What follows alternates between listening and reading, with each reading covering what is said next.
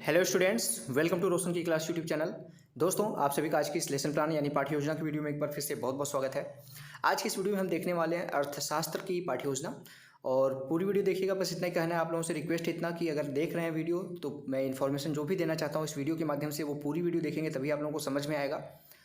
और अगर वीडियो देखने के बाद अगर आप लोगों को लाभ मिलता है, आप लोगों की हेल्प होती है इस वीडियो से, तो प्लीज़ वीडियो को लाइक किया करिए और ऐसे ही हेल्पफुल वीडियोस देखने के लिए रोशन की क्लास यूट्यूब चैनल को सब्सक्राइब जरूर करिए। आप लोगों का इसमें कुछ भी नहीं जाता, सिर्फ नीचे सब्सक्राइब बटन उस पर क्लिक करके सब्सक्राइब कर लीजिए, साथ ही साथ बेल आइकन दबा के रखिए, जिससे मैं आप लोगों की हेल्प करने के लिए, चाहे आप बीएड कर रहे हैं, बीटीसी कर रहे हैं, डीएलएड कर रहे हैं, कोई भी यहाँ पे कोर्स कर रहे हैं, तो आपको इस चैनल के माध्यम से हेल्प जरूर मिलने वाली है। तो सब्सक्राइब जरूर कर लीजिए, साथ ही साथ बेल आइकन दबा के रखिए। तो आज की वीडियो बड़ी होने वाली है क्योंकि ये जो लेसन प्लान है वो डिटेल में बताया गया है। इसका जो एक्सप्लेनेशन है, प्रेजेंटेशन है, जो यहाँ पे प्रस्तुतिकरण की गई है वो अच्छे तरीके से समझाई गई है, इसलिए थोड़ी सी बड़ी वीडियो हो सकती है। तो पूरी वीडियो देखिएगा, देर नहीं करते, चलिए शुरू करते हैं। सबसे पहले जैसे यहाँ पे पाठ्य योजना संख्या लिखनी होती है, आप सभी को पता है। जिस पेज से आप पाठ्य योजना बनाना स्टार्ट करते हैं उसके बीचों बीच इस तरीके से पाठ्य योजना संख्या लिख दीजिए। नेक्स्ट आपको विद्यालय का नाम लिखना होता है, जिस विद्यालय में आप पाठ्य योजना पढ़ाने के लिए जाएंगे। नेक्स्ट आपको इस तरीके से बॉक्स बनाना है जिसमें दिनांक लिखना होता है, जिस डेट में आप पाठ्य योजना पढ़ाएंगे। कक्षा लिखनी होती है, जो हमारी आज के लेसन प्लान का क्लास अगर बात की जाए तो आप यहाँ पे क्लास 8th से लेके क्लास 10th तक के लिए आप ये चैप्टर पढ़ा सकते हैं। मांग का नियम, ये कक्षा 8, 9, 10 तीनों क्लास के लिए पढ़ा सकते हैं आप। वर्ग अ है, यानी किस सेक्शन में आप जाएंगे इस चैप्टर को पढ़ाने। कक्षा 8 में अ में जाएंगे, कक्षा 8 के ब में जाएंगे, कक्षा 9 के अ में जाएंगे, कक्षा 10 के ब में जाएंगे। इस तरीके से जो भी होगा वर्ग लिख लीजिएगा। विषय अर्थशास्त्र का है। कालांश यहाँ पे द्वितीय है, कालांश आपके अनुसार होगा, जिस पीरियड में आप जाएंगे उस कालांश को यहाँ पे लिखिएगा। कालांश को ही काफ़ी कॉलेजेस में चक्र कहते हैं, तो कन्फ्यूज मत होइएगा। समयावधि यहाँ पे 35 मिनट का। और हमारा जो आज का प्रकरण है वो है मांग का नियम, ठीक है। अब अगला हेडिंग आता है यहाँ पे सामान्य उद्देश्य। सामान्य उद्देश्य हेडिंग का मतलब होता है आपका जो यहाँ पे विषय है, हमारा आज का विषय अर्थशास्त्र है। तो अर्थशास्त्र विषय पढ़ाने के बाद बच्चे क्या क्या सीखेंगे, उनके अंदर किस तरीके का विकास होगा, उसके बारे में यहाँ पे कम से कम 4 से 5 पॉइंट और मैक्सिमम 8 से 10 पॉइंट लिख सकते हैं। तो यहाँ पे देखिए, पहला पॉइंट लिखा गया छात्रों में तार्किक एवं मानसिक शक्तियों का विकास करना। दूसरा पॉइंट है छात्रों में अर्थशास्त्र के प्रति रुचि उत्पन्न करना। तीसरा पॉइंट है छात्रों के में दैनिक जीवन संबंधी समस्याओं को हल करने के लिए, यहाँ पे हल है, यहाँ पे देख कन्फ्यूज मत होइएगा, हल करने के लिए वैज्ञानिक दृष्टिकोण उत्पन्न करना। चौथा पॉइंट है छात्रों में अर्थशास्त्र के प्रति प्रेम जागृत करना। और पांचवा पॉइंट है छात्रों में अर्थशास्त्र के सौंदर्यात्मक महत्व को विकसित करना। अब अगली हेडिंग आती है यहाँ पे विशिष्ट उद्देश्य। थोड़ा सा मैं जल्दी जल्दी बता रहा हूँ क्योंकि अगर नहीं बताऊँगा तो 13 पेज का ये लेसन प्लान है। आपको इसमें से कम करना है, इसके प्रस्तुतिकरण में से तो आप कम कर सकते हैं, लेकिन अगर अच्छे से बनाना है तो आप यहाँ पे डिटेल में देख सकते हैं ये लेसन प्लान। तो थोड़ा जल्दी जल्दी मैं बता रहा हूँ। विशिष्ट उद्देश्य। विशिष्ट उद्देश्य पहले हेडिंग यहाँ पे है संज्ञानात्मक उद्देश्य। इसमें पहला पॉइंट लिखा गया छात्र मांग के नियम का अर्थ बता सकेंगे। दूसरा पॉइंट है छात्र मांग के नियम की परिभाषा बता सकेंगे। दूसरा हेडिंग यहाँ पे अवबोधात्मक उद्देश्य। इसमें पहला पॉइंट लिखा गया छात्र मांग का नियम क्या है स्पष्ट कर सकेंगे। दूसरा पॉइंट है छात्र मांग के नियम का महत्व बता सकेंगे। तीसरी हेडिंग है अनुप्रयोगात्मक उद्देश्य। इसमें पहला पॉइंट लिखा गया छात्र मांग के नियम के विषय में जानकारी का प्रयोग कर सकेंगे। दूसरा पॉइंट है छात्र मांग तथा मांग के प्रकार को उदाहरण सहित बता सकेंगे। अगली हेडिंग है यहाँ पे शिक्षण सहायक सामग्री। शिक्षण सहायक सामग्री के अंतर्गत उन सभी सामग्रियों के बारे में यहाँ लिखना होता है जो जिसकी हेल्प आप शिक्षण कार्य करने के लिए लेते हैं। तो यहाँ पे देखिए लिखा गया मांग के नियम तथा मांग के प्रकारों को दर्शाता हुआ चार्ट। अगला हेडिंग है पूर्व ज्ञान। पूर्व ज्ञान में देखिए लिखा गया छात्र व्यापार तथा व्यापारी से के संबंध में सामान्य जानकारी रखते हैं, क्योंकि प्रस्तावना प्रश्न में व्यापार से रिलेटेड क्वेश्चन पूछा जाएगा। अब आता है हेडिंग सबसे इंपॉर्टेंट, प्रस्तावना। प्रस्तावना प्रश्न सबसे इंपॉर्टेंट यहाँ पे इसलिए माना जाता है क्योंकि बच्चों को प्रस्तावना प्रश्न बनाने में दिक्कतें होती हैं। तो यहाँ पे अगर रोशन की क्लास यूट्यूब चैनल से जुड़े हैं तो आप लोगों को प्रस्तावना प्रश्न बनाने में कोई दिक्कत नहीं होगी, आप समझ जाएंगे, आप सरल तरीके से बना ले जाएंगे। यहाँ पे 3 कॉलम बनाना है। क्रम संख्या, छात्राध्यापक, लड़कियां तो छात्राध्यापिका क्रियाएं, छात्र क्रिया, संभावित उत्तर यहाँ पे होगा। पहले हमें बच्चों से प्रश्न पूछेंगे लाभ कमाने के उद्देश्य से किए गए कार्य को क्या कहा जाता है, बच्चे बोलेंगे व्यापार। दूसरा प्रश्न है व्यापार कौन करता है, बच्चे बोलेंगे व्यापारी। तीसरा प्रश्न फिर बनेगा यहाँ पे व्यापारी लाभ कैसे कमाता है, बच्चे बोलेंगे अधिक से अधिक वस्तुओं को बेचकर। चौथा प्रश्न है अधिक से अधिक वस्तुओं को बेचने के लिए व्यापारी क्या करता है, तो बच्चा बोलेगा वस्तुओं की मांग बढ़ाता है। उसके बाद 5वां क्वेश्चन आता है मांग के नियम से आप क्या समझते हैं, बच्चे नहीं बता पाएंगे, मांग के नियम के बारे में मौन हो जाएंगे, तो ये प्रश्न हो जाएगा इनके लिए समस्यात्मक। जैसे समस्यात्मक होगा उद्देश्य कथन बोलिए। उद्देश्य कथन देखिए यहाँ पे लिखा गया विद्यार्थियों, आज हम मांग के नियम के बारे में विस्तृत अध्ययन करेंगे। अब बच्चों को पता चल गया है कि मांग के नियम के बारे में आप पढ़ाने वाले हैं उनको। अब प्रस्तुतिकरण यहाँ पे स्टार्ट कर सकते हैं। प्रस्तुतिकरण है देखिए यहाँ पे 4 कॉलम बनाया गया। शिक्षण बिंदु, छात्राध्यापक क्रियाएं, लड़कियों तो छात्राध्यापिका क्रियाएं, छात्र क्रियाएं और श्यामपट्ट कार्य। श्यामपट्ट कार्य में यहाँ पे जिसने ये फाइल PDF भेजा है उन्होंने थोड़ा सा डार्क कर दिया, तो यहाँ पे आपको मैं बताता चलूँगा कि यहाँ पे क्या लिखा गया है।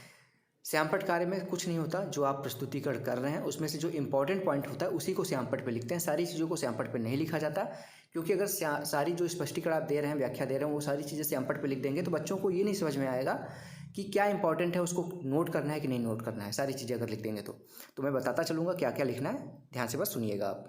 तो यहाँ पे शिक्षण बिंदु में देखिए पहला पॉइंट लिखा गया है, मांग के नियम का अर्थ। यहाँ पे प्रश्न पूछेंगे बच्चों से, पहले मांग के नियम से आप क्या समझते हैं, तो बच्चा मौन हो जाएगा, नहीं बता पाएगा। फिर इसका स्पष्टीकरण देंगे। मांग शब्द अंग्रेजी छात्र वाले कॉलम में देखिए लिखा गया, आगे मैं बताता हूँ। छात्र वाले कॉलम में देखिए लिखा गया, छात्र ध्यानपूर्वक सुनते हैं। अंग्रेजी भाषा के डिमांड शब्द का हिंदी रूपांतरण है। मांग का नियम हमें बताता है कि किसी वस्तु की मांग उसकी कीमत पर निर्भर करती है। किसी वस्तु की मांग और उसकी कीमत में विपरीत संबंध पाया जाता है। किसी वस्तु की कीमत बढ़ने पर उस वस्तु की मांग घटेगी और किसी वस्तु की कीमत घटने पर उस वस्तु की मांग बढ़ेगी। मार्शल ने इसका यहाँ पे बताया मांग का नियम का। मार्शल के अनुसार किसी वस्तु की अधिकाधिक बिक्री के लिए उसके मूल्य को कम कर देना चाहिए, जिससे कि क्रेता उसकी मांग को बढ़ा सके। दूसरा यहाँ पे है प्रोफेसर पेंसन के अनुसार, मांग शब्द से आशय प्रभावपूर्ण इच्छा से है, जिसमें निम्न 3 बातों का समावेश होता है। पहला, वस्तुओं को प्राप्त करने की इच्छा। दूसरा पॉइंट है वस्तुओं के क्रय करने के लिए यहाँ पे उपलब्ध साधन। तीसरा है साधनों को व्यय करने की तत्परता। अब बहुत प्रश्न इसमें, मांग को अंग्रेजी में क्या कहते हैं, बच्चा बोलेगा अंग्रेजी में मांग को डिमांड कहते हैं। ठीक। दूसरा यहाँ पे है प्रश्न, मांग के नियम से आप क्या समझते हैं, बच्चा बोलेगा मांग का नियम हमें यह बताता है कि किसी वस्तु का मांग उसकी कीमत पर निर्भर करती है। किसी वस्तु की कीमत बढ़ने पर उस वस्तु की मांग घटेगी और किसी वस्तु की कीमत घटने पर उस वस्तु की मांग बढ़ेगी। अब यही चीज़ें जो यहाँ पे आपने बताया है, यहाँ पे देखिए मांग के नियम में प्रोफेसर पेंसन के द्वारा, मार्शल के द्वारा, यही सारी चीज़ें यहाँ पे आप श्यामपट्ट पे लिख सकते हैं। ठीक है, जो स्पष्टीकरण यहाँ पे दिया उसी को यहाँ पे लिखा जा सकता है। अब यहाँ पे दूसरा, यहाँ पे मांग के नियम का कोई, तीसरा प्रश्न है, मांग के नियम का कोई उदाहरण बताइए। बच्चा बोलेगा जैसे उदाहरण के रूप में चीनी को ले लीजिए। चीनी के मूल्य में वृद्धि होने पर उसकी मांग घटेगी और इसके विपरीत चीनी के मूल्य में कमी होने पर उसकी मांग बढ़ेगी। अब दूसरा यहाँ पे शिक्षण बिंदु, मांग के प्रकार। यहाँ पे प्रश्न पूछा जाएगा बच्चों से, मांग कितने प्रकार का होता है, बच्चे नहीं बता पाएंगे, साधारण सी बात, उनको अभी नहीं पढ़ाया आपने। तो यहाँ पे स्पष्टीकरण देंगे। मांग 3 प्रकार की होती है, पहला कीमत मांग, दूसरा आय मांग, तीसरा आड़ी और या तिरछी मांग। छात्र वाले कॉलम में देखिए लिखा गया, छात्र ध्यानपूर्वक सुनेंगे। यहाँ पे श्यामपट्ट पे लिख दीजिए मांग के 3 प्रकार, कीमत मांग, आय मांग और आड़ी और या तिरछी मांग। अब पहले यहाँ पे बताएंगे कीमत मांग।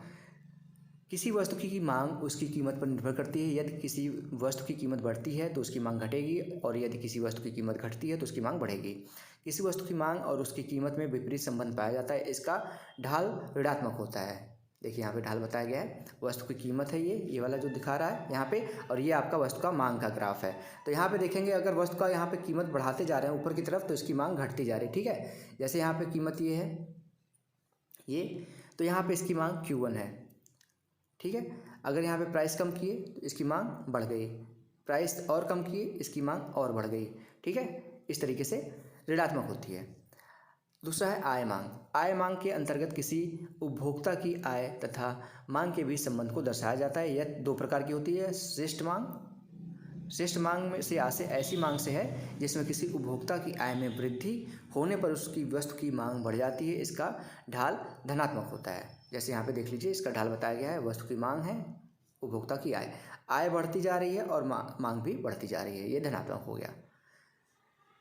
दूसरा इसमें है श्रेष्ठ मांग के बाद हीन मांग से आशय ऐसी वस्तुओं से है जिसे उपभोक्ता हीन दृष्टि से देखता है, जैसे मोटा अनाज, वनस्पति घी, मोटा कपड़ा आदि।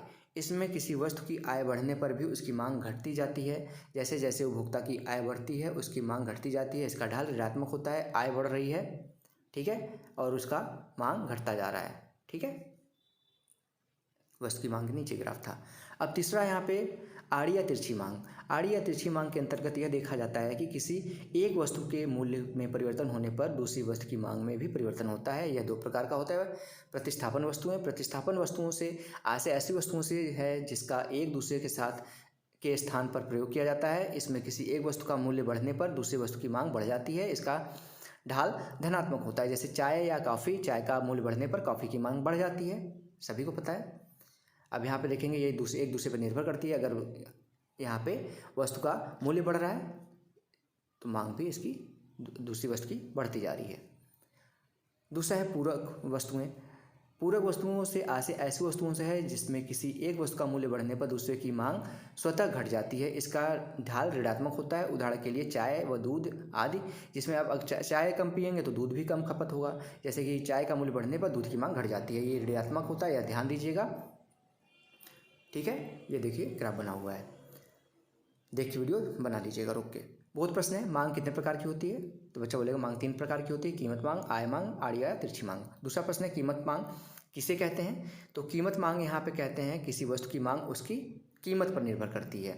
जब किसी वस्तु की कीमत बढ़ती है तो उसकी मांग घटती है, और जब किसी वस्तु की कीमत घटती है तो उसकी मांग बढ़ती है। तीसरा प्रश्न है कीमत मांग का ढाल कैसा होता है? तो कीमत मांग का ढाल ऋणात्मक होता है, अभी आपको ऊपर दिखाया है। तीसरा यहाँ पे शिक्षण बिंदु है मांग के नियम के अपवाद। प्रश्न है मांग के नियम के अपवाद बताइए। बच्चा नहीं बता पाएंगे, इसका स्पष्टीकरण कर देंगे। मांग के नियम के अपवाद निम्नलिखित हैं। पहला मिथ्या आकर्षण। दूसरा है किसी वस्तु के मूल्य में कमी या वृद्धि की संभावना। तीसरा प्रश्न है अज्ञानताएं। चौथा प्रश्न है अनिवार्यताएं। पांचवा यहाँ पे अपवाद है वस्तु की दुर्बलता की आशंका। छठवां यहाँ पे अपवाद है गिफिन वस्तुएं या घटिया वस्तुएं। छात्र वाले कलम में देखिए लिखा गया, छात्र ध्यानपूर्वक सुनते हैं। अब इसका ढाल यहाँ पे देखिए बताया गया है, एक्स वस्तु की मांग, वाई वस्तु की मांग। यहाँ पे अगर मांग बढ़ रहा है एक्स वस्तु की तो वाई वस्तु की भी मांग बढ़ रही है। मिथ्याकर्षण है।